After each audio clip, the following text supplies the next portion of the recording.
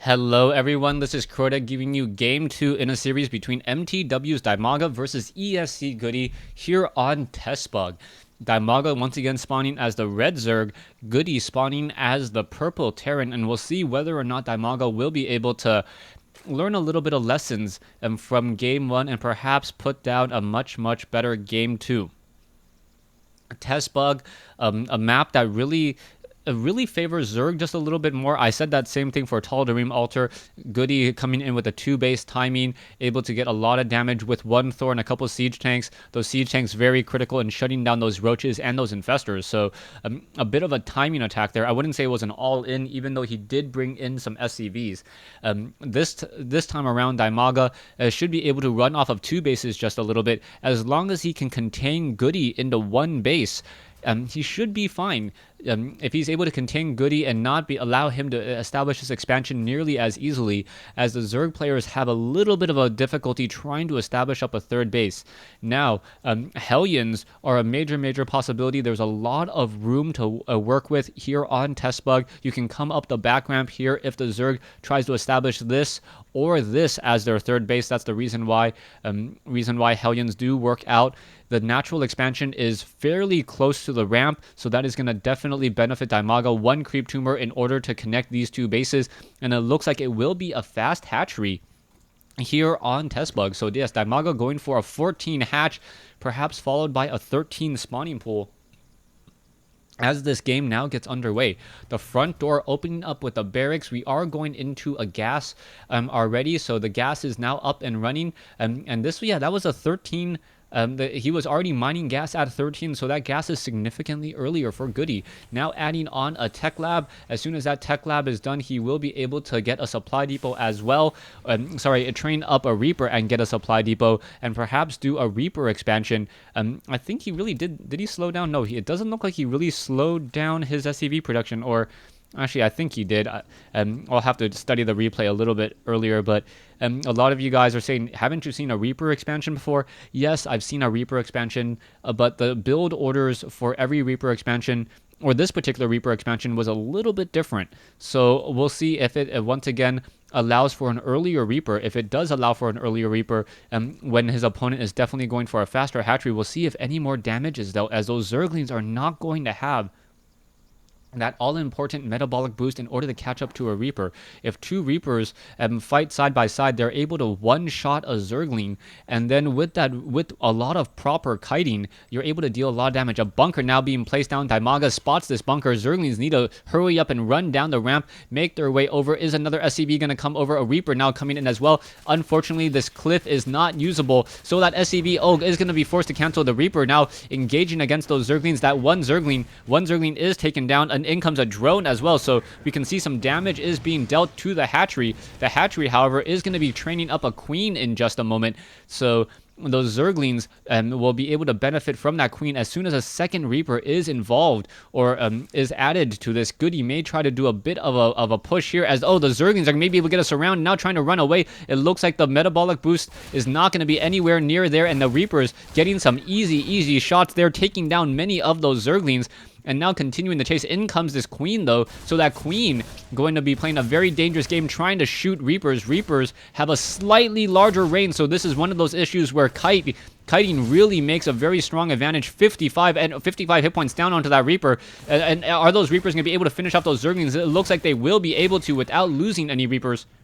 As now this queen down to 35 hit points. This queen dangerously low is going to have a queen swap now, deciding to switch the locations in which they try to clean up those other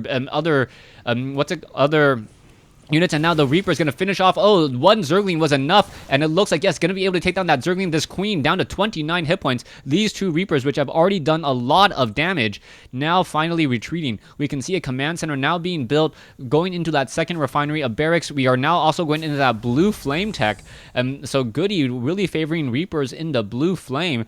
after the fast expansion, and there are still 2 Reapers here. So the 2 Reapers sitting at the center, not activating the Xel'Naga Watchtower, not quite sure why. But Goody sitting on 27 drones, and now finally able to start power droning, as he has been forced to train up a lot of Zerglings in order to push back all of these Reapers. These 2 Reapers, the Reapers down to 4 hit points and 6 hit points. The kills on these 2 Reapers, very impressive at 10 total. Now, total resources lost only 250 compared to 150. Zerglings are very inexpensive, as Goody now moves in to take his natural expansion. Army compositions, you can see that the Zerg player is still behind only 4 Zerglings to his name so far, but we are going into a Roach Warren, as Goody now also establishing his bunkers in order to defend.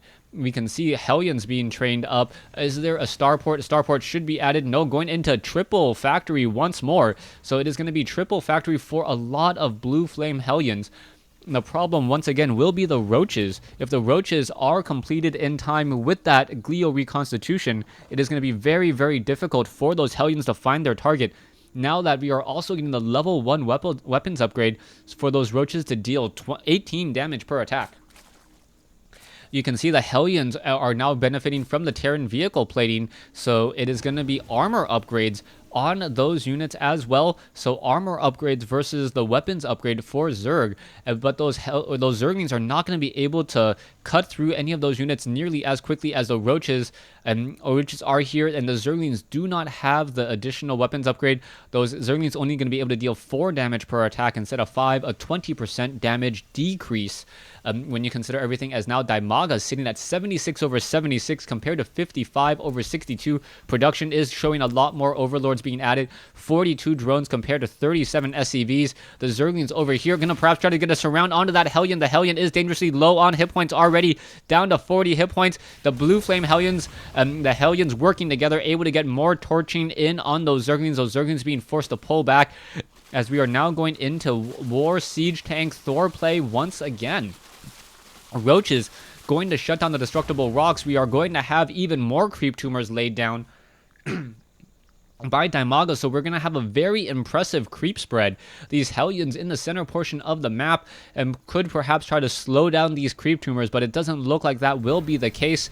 Roaches have that now getting that Glio reconstitution. We are also going into the ventral sac, so we will be dropping. And DIMAGA with a very, very interesting choice in terms of his expansion. He's actually expanding into the Terran base, and normally you try to expand away from the Terran, but by doing this, by having the Roaches and being aggressive, he can be aggressive and know when Hellions are trying to torch this set of mineral patches. This also is not the typical place where a Zerg would normally take up his 3rd expansion, and because it is not the normal 3rd place, it may not be scouted. Roaches now activating this Xel'Naga tower. You can see that the Hellions are making their way up. Don't spot anything here, is not going to spot anything here. So Goody most likely is thinking that there is not a 3rd base yet to be established. Overlord is spotting this expansion here. Very, very heavy saturation, as now DIMAGA continuing to train up more and more units, getting now an additional 7 Roaches. Pneumatized Carapace now being researched, as well as the ventral sacs are already done. Roaches level 1 weapons upgrade completed. Level 2 now being started. So Roaches still wandering around, no burrow as of yet. Those Roaches could go for some natural regeneration. There is 1 Thor and a lot of siege tanks, 4 siege tanks, and a decent number of SCVs. So the Thors are now moving out. There are some Reapers. Roaches accidentally attacking the rocks as opposed to engaging any of these units here. Hellions are now going to be trying to push their way in. There's a lot of siege tanks.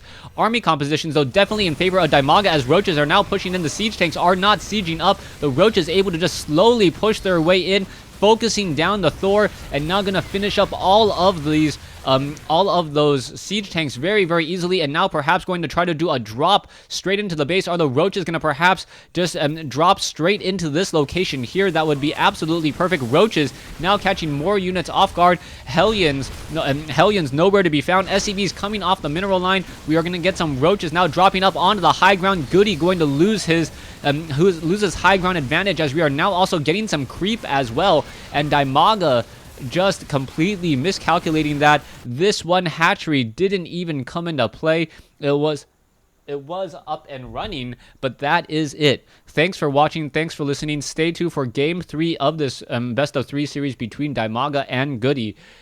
Game 3, I'm not sure where it takes place because I didn't take a look at the Game 3 matchup. But yeah, stay tuned for Game 3.